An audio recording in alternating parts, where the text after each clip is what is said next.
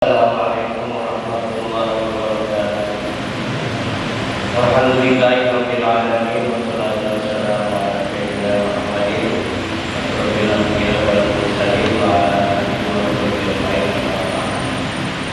Jamaah sekalian yang saya hormati, seperti biasa marilah kita baca Al-Qur'an Suratul Fatihah sebelum kita awali belajar kita kirimkan dan doakan kepada keluarga kita, para kita, terutama orang tua kita, ibu bapak kita yang telah keluarga Allah. Mudah-mudahan mereka selalu berfirman dari Allah Subhanahu Wa Taala dan cukup dari kontrol dunia ini. Ya ini akan membahagiakan.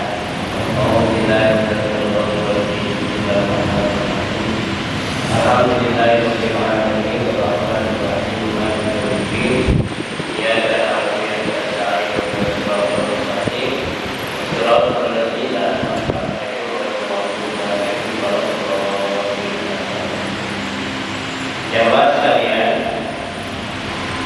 sesuai yang sudah di-share oleh Ketua Tahdim, saya ingin mengerti bahwa tema kita malam ini adalah hadis-hadis Nabi yang berdasarkan huruf hamzah. Jadi ada ulama Mesir namanya Hashimi, dia menyusun kitab hadis berdasarkan abjad. Hadis berdasarkan hamzah ini, hadis berdasarkan ba, awalnya ba ini begitu sampai terakhir ya. Itu dalam kitab Mukhtar Al-Ahadits An-Nabawiyah. Ya. Dan kalau di satu rumah itu dipakai biasanya sebulan sekali. Jadi dia berdasarkan abjad, ya. Tentunya pekerjaan yang luar biasa mulia dan sangat sulit. Ini berdasarkan hamzah. Apa sebenarnya perbedaan hamzah dengan alif? Ya. Kalau hamzah itu dia bisa menerima harkat. Kadang-kadang dia menerima harkat, kadang-kadang tidak menerima harkat atau balik. Tapi kalau alif la taqbalul harakat abadan. Alif tidak bisa menerima harkat sampai hari kiamat. Jadi tetap tunduk ini. Ya, kita mulai dari huruf hamzah. Kata Nabi, "Ani babal jannah yaumil qiyamah." Saya akan mendatangi pintu surga di hari kiamat. Jadi orang yang pertama kali masuk surga adalah Nabi Muhammad sallallahu alaihi wasallam. Yang lain belakangan, ya. Apalagi bahasa surga, ya. Belakangan, ya. Ani babal jannah yaumil qiyamah. Fa'astaghfiru. Lalu saya minta izin dibukakan oleh penunggu surga. Pintu surga ditunggu. Fa'aqulul qasim. Lalu penunggu surga itu bertanya. Dia belum kenal dengan Muhammad, ya, belum kenal. Man anta, siapa engkau? Ya. Karena dia kenal, dia bertanya dulu. Kalau dia belum kenal, dia bertanya. Karena belum kenal, dia bertanya. Pak aku, lalu aku menjawab, Ana Muhammad. Saya adalah Muhammad. Jadi malaikat penunggu surga ini teringat. Oh, saya pernah ikut kamu ini. Terbayang kan? Karena dia sudah dipesan oleh Allah. Jangan bukakan pintu surga sekalipun kecuali yang bernama Muhammad. Supaya aku bingkai, ya. Dia mengatakan, umirtu, saya diperintahkan oleh Allah, Allah aktahalian hadin qabla. Saya diperintahkan oleh Allah untuk tidak membuka pintu surga bagi seseorang sebelum kamu masuk. Jadi setelah diperkenalkan, saya ini Muhammad, kalau gitu silahkan. Itu pertama kali adalah yang masuk surga Nabi Muhammad Sallallahu Alaihi Wasallam.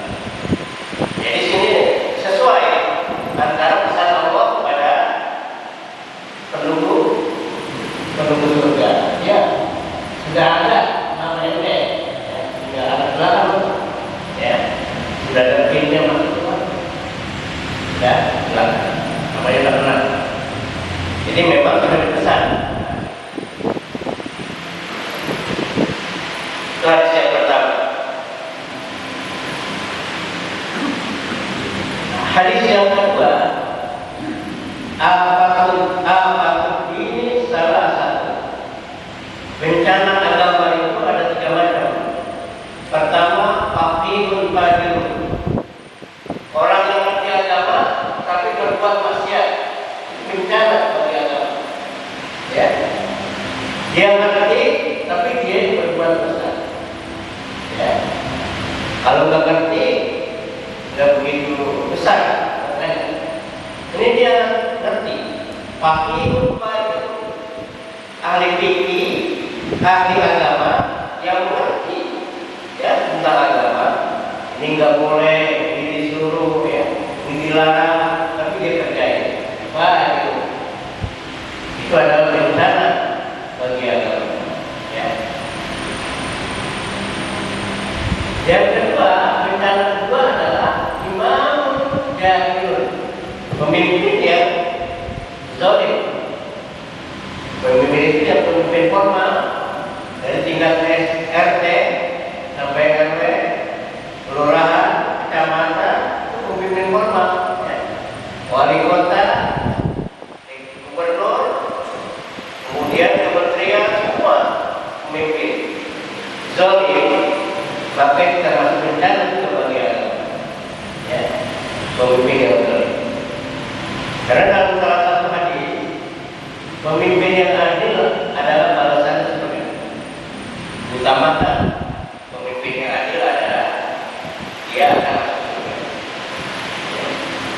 Jadi kalau ada yang lurus duluan, dia duluan, ya, dan lain sebagainya.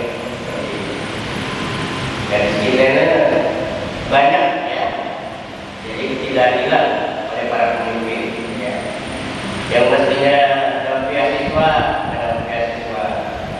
kadang-kadang yang masih dapat berat, Tadi saya baca di medsos itu rumah kepala desa di Lampung dibakar oleh warganya. Kenapa? Karena beras bansos yang harusnya dibagikan dijual, ya. Dijual. Kalau ketahuan dibakar.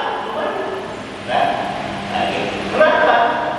Itu bukan hanya tidak adil, memang tidak adil, zalim. Jadi sebenarnya negara ini, Indonesia, kalau pemimpinnya adil, ya, negara kita akan makmur. Ya, negara kita akan berkembang, negara kita akan sejahtera. Ya. Apalagi sekarang pengangguran begitu banyak, PHK juga begitu banyak. Sekarang ini untuk tingkat kota Bogor itu sarjana yang menganggur banyak sekali. Sarjana, ya. Apalagi tidak sekolah, ya. Apalagi tidak sekolah, punya keterampilan menganggur karena tidak ada yang dikerjakan. Itu sulitnya. Kenapa? Karena iman, ya, imam yang zalim, pemimpin yang zalim. Juga saya baca di medsos hari ini, ada ketua KD di Cilegon itu, dia malah berusaha sampai 5 triliun beberapa tahun. Ya, jadi malah ini. Jadi perusahaan itu pada kabur. Ya. Kenapa? Karena pemerintah tidak bisa mengatasi. Ya. Malah Jadi preman-preman yang bertindak seperti imam,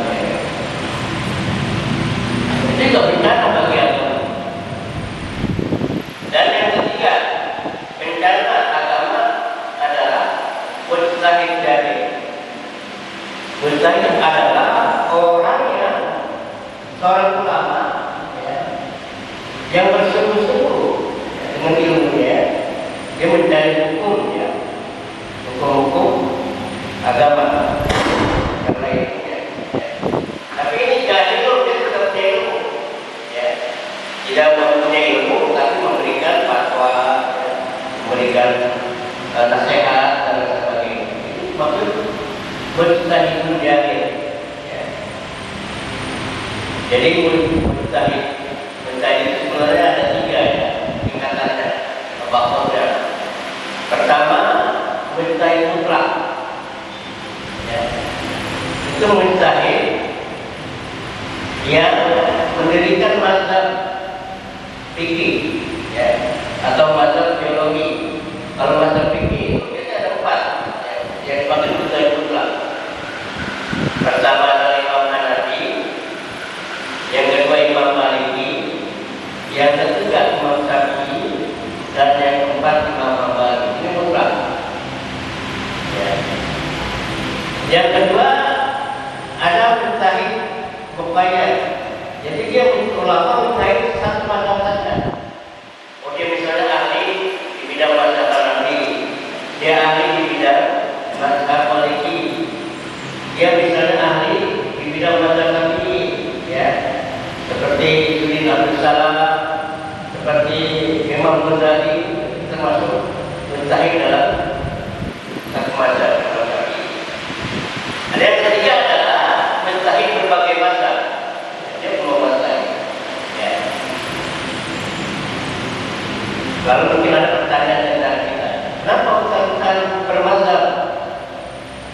Sebenarnya kita tidak perlu bermazhab kalau kita punya ilmu. Silahkan saja. Tapi karena kita tidak punya ilmu, kita mengikut mazhab yang ada. Kayak itu. Kalau misalnya ada di antara kita punya ilmu, hafal Al-Quran, hafal hadis, mengerti isi buku, silahkan saja. Ciptakan metode yang baru. Lalu jangan sampai menjiplak yang ada.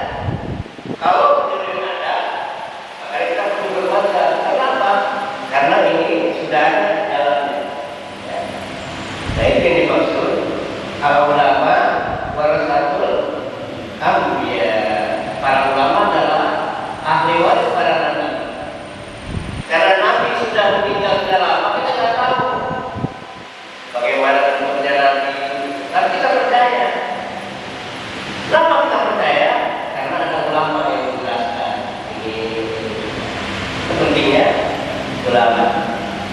Jadi ulama yang betul-betul ahli di bidangnya. Walaupun mujtahid jahil, itu bencana bagi Allah.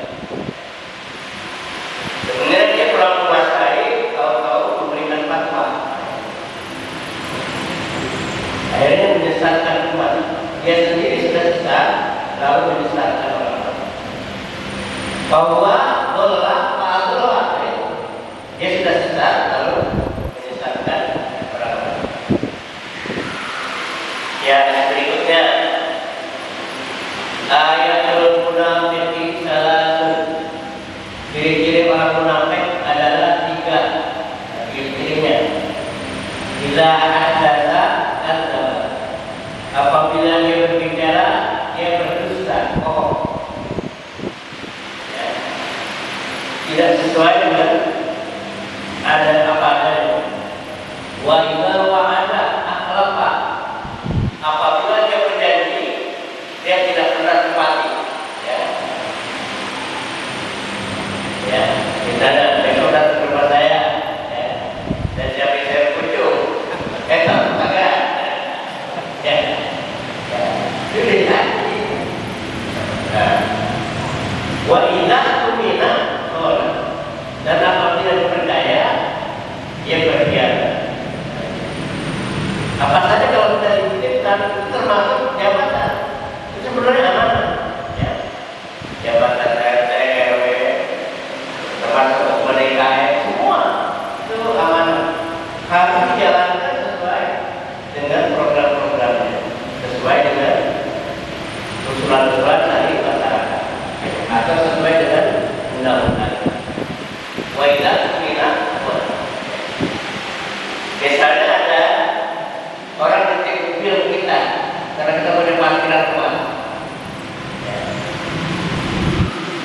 wajib kita pegang. Dan itu tidak minjam, kita tidak boleh meminjamkan kepada orang lain sebelum kita izin. Ya, meskipun katanya kita, tapi saya izin dulu ya, karena ini bukan mobil saya. Itu seperti itu. Kalau dia tidak izin, maka termasuk tolak. Dia tidak aman. Tidak, orang itu dominan pada berkhianat, tidak sesuai dengan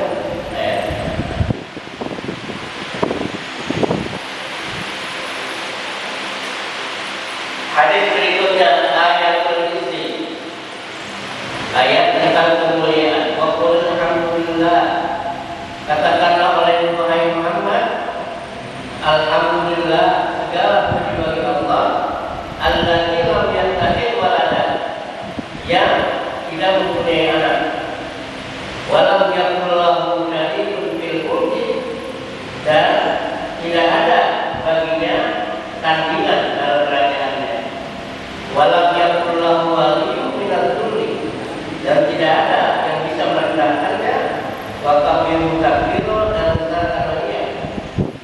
Ini hadis kursi yang sebenarnya berbicara Allah, tapi dengan redaksi dari Nabi, ya, seperti itu. Waliyyun minadh dhulli wa kabiru takbiro.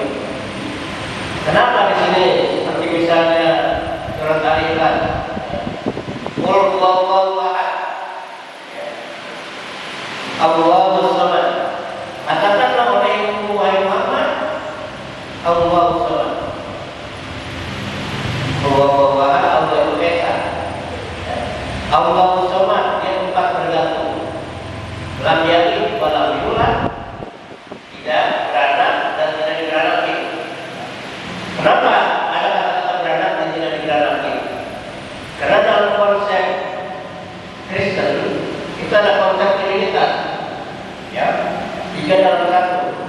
Jadi ada Tuhan Bapa, Tuhan Anak, dan Roh Kudus. Ya, Tuhan Bapa dan Tuhan Anak dan Roh Kudus. Nah, di sini mengatakan berarti ada Tuhan Anak, ya. Ya. Jadi Tuhan Bapa itu maksudnya pencipta Allah, tapi Tuhan Anak itu ada yang diciptakan. Nah, seperti itu. Makanya di sini dalam surah Al-Imran pernah ditanya, wahai Muhammad, sebenarnya Tuhan kamu bagaimana bentuknya? Apakah Tuhan kamu besar, ya? Apakah kecil?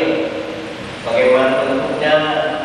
Apakah kulitnya hitam atau putih? Turunlah ayat ini. Qul huwallahu, katakanlah oleh Muhammad, Tuhan itu esa.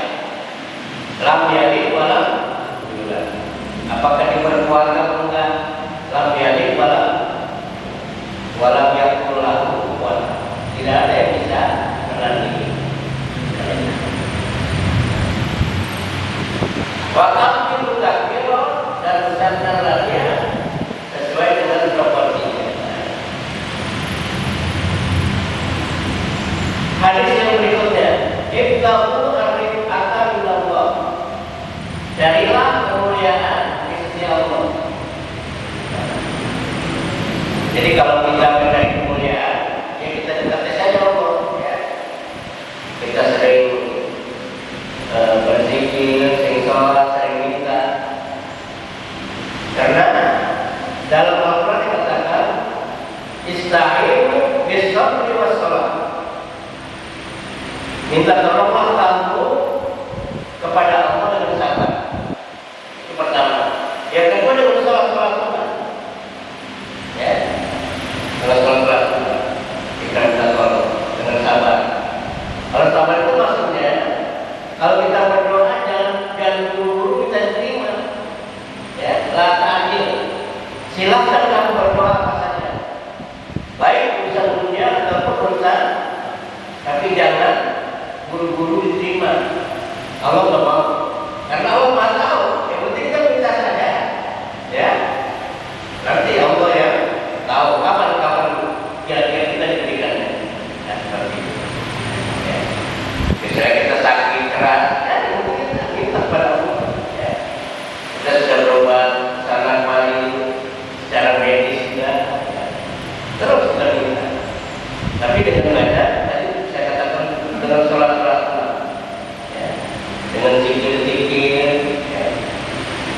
berlatih dan lain sebagainya.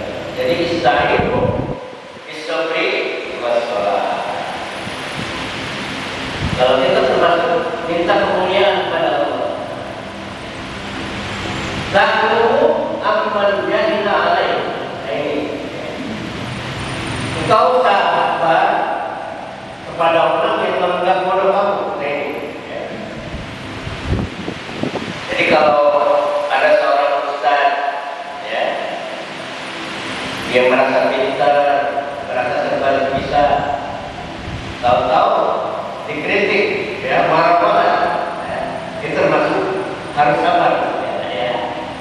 Dulu kalau dia sabar, jadi harus sabar. Ya. Aman jadilah alaih orang yang mengobrol. Ya. Kadang-kadang orang itu nggak tahu, ya, dia itu seorang besar, sama seperti Nabi Muhammad. Nabi Muhammad ketika dakwah ke Taif, itu mungkin sekitar 30 kilo dari Mekah, ya. Taif itu ada daerah pesat pertanian, ya, maupun daerah lain. Pas sampai di sana, Nabi itu ditimukin ke batu. Siapa itu dia orang asing? Ya. Dia orang asing aneh. Mau masuk ke tamu kita, itu ditimpukin sampai kakinya berdarah-darah. Ya. Kemudian ada sahabat-sahabat tadi yang marah. Oke, jadi sahabat yang marah. Mereka itu sombong sekali. Nabi waktu ditimpukin sampai itu. Apa jawab Nabi? Bagaimana nanti apa saya binasakan mereka? Kata Allah, tidak usah. Tapi dia berdoa, ya, ihdi qaumi. Ya Allah, berikan hidayah kepada orang-orang ini, kepada kaum. Ya, fa innahum la ya'lamun. Bahwa mereka tidak tahu saya ini seorang nabi. Karena mereka tidak tahu, itu tidak memperhatikan, ya, seperti itu.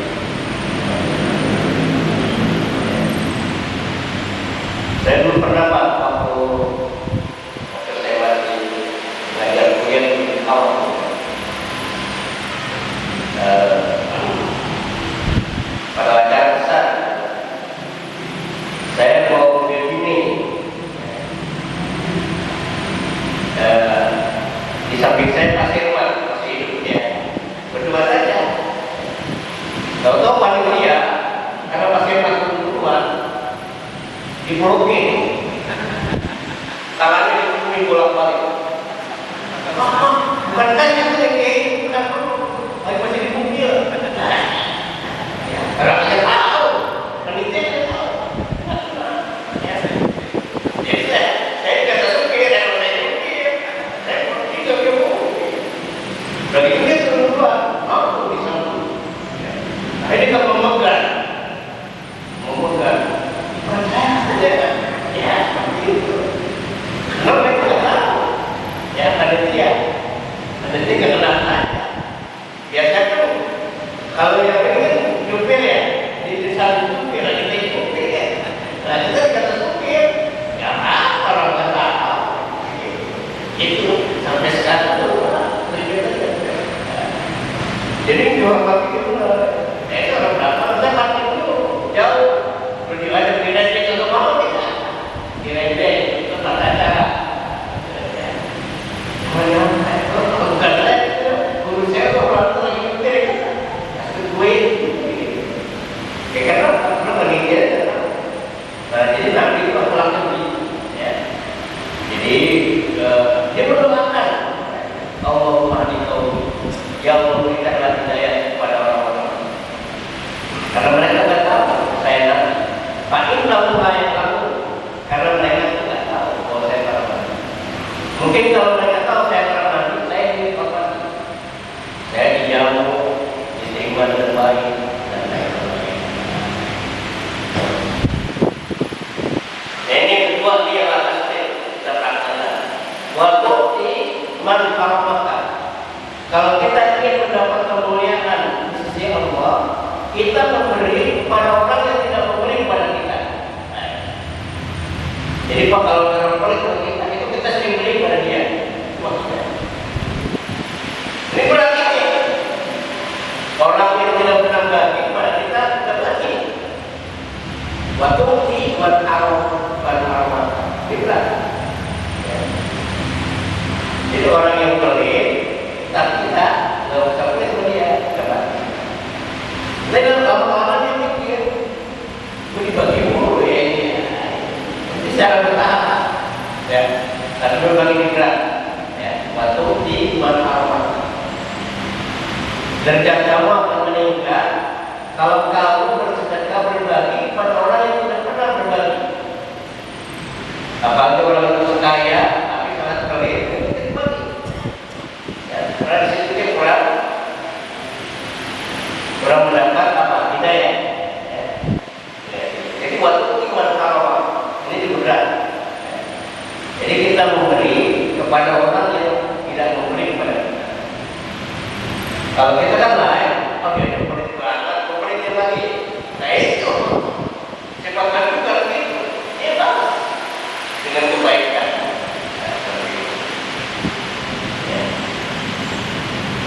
Ya, sebelum saya lanjutkan ada yang mau bertanya.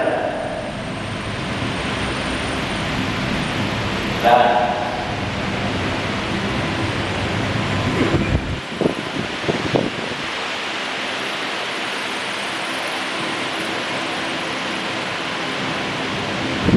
tidak ada.